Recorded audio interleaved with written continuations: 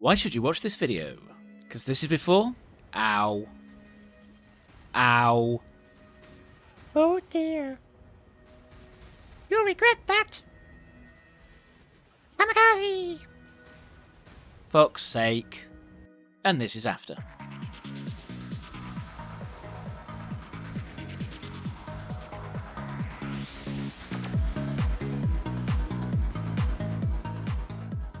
Hello Exile, Altek2k here.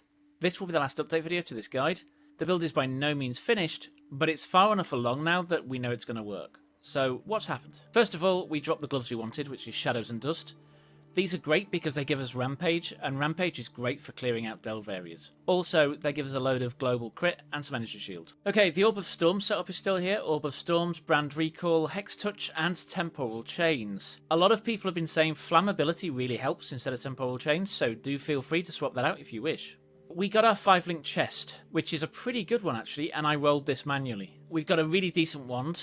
67% increased spell damage, 36% fire damage, adds 15 to 31 fire to spells, 25 to 45 cold to spells, increased cast speed of 17%, 5 mana gained on kill, and the shock's pointless. We have Flame Dash linked to Arcane Surge for movement, and we have Armageddon Brand just levelling up. Now, when you manage to get a curse on hit ring, we're going to get rid of this Orb of Storm setup, and instead we'll move Brand Recall into this wand, and then we're going to move the gems around to make the boots free, and we're probably going to stick in some Corm's roots.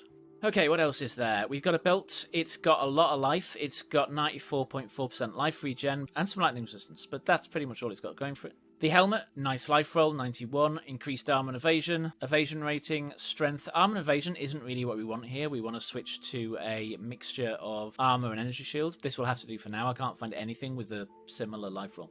This shield, I chaos spammed last night. I think it took about 8 chaos spams. It's got nice elemental resistances, 109 life, 50 mana, and the big thing on here is 50% reduced extra damage from critical strikes. This, in addition to the 30% we get off the tree, gives us 80% reduction to critical strikes, which is massive for not being stunned. And it's got armor and energy shield increased and critical strike chance to spells, so really nice shield. The rings are just fire damage, mana, life and resists, so nothing special there, they're just filling holes. And then the boots, they're the best I can get at the moment, but it's 25% increased movement speed, cold resist, life, evasion, strength, armor, and 52% life per second regen. So our life per second regen is quite large now. If we go to defense, life regen per second is 392, and you'll see we've changed the defenses around a little bit. We've now also got vitality, which I'm leveling up to full. And the tree's changed to get the mastery for vitality. What else has changed on the tree? We are not going to get these nodes anymore. We're probably going to drop these nodes, and I'm going for this shield node and getting the 20 life gained when you block and 20 mana gained when you block, because we block quite frequently. Plus, this is mainly for the resistances because I was struggling for resists, and also it gives you 50 recovery of energy shield when you block spell damage, which is not going to happen very frequently, but it will happen occasionally. I prioritise getting fire for the 20% chance to cover enemies in ash, because that's a big damage boost, instead of coming straight down here for the cast and critical strike. We may not come down for these nodes in the end, we may just pick something around here. Oh, there's our take 30% reduce extra damage from critical strikes. And there's our vitality as 100% increased mana reservation efficiency.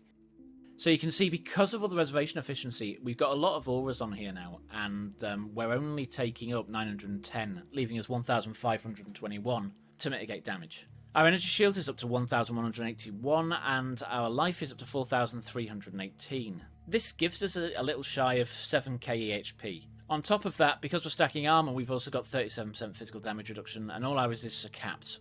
Okay, gem links. These are unlinked: Herald of Ice, Vitality, Clarity, and Herald of Ash in the helmet. In the shield we got Scorching Ray, Spell Totem, and multiple totems.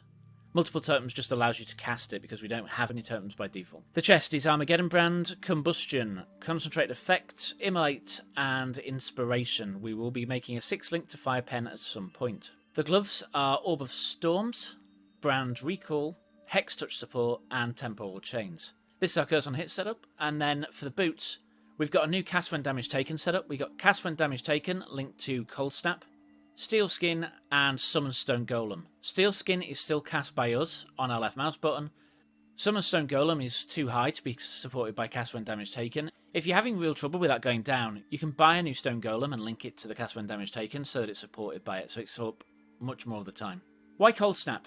Cold Snap chills the enemies, which is good because it reduces their action speed. We were using Blood Rage to generate frenzy charges. The problem with Blood Rage is it's constantly applying a damage over time, which means our energy shield doesn't recharge.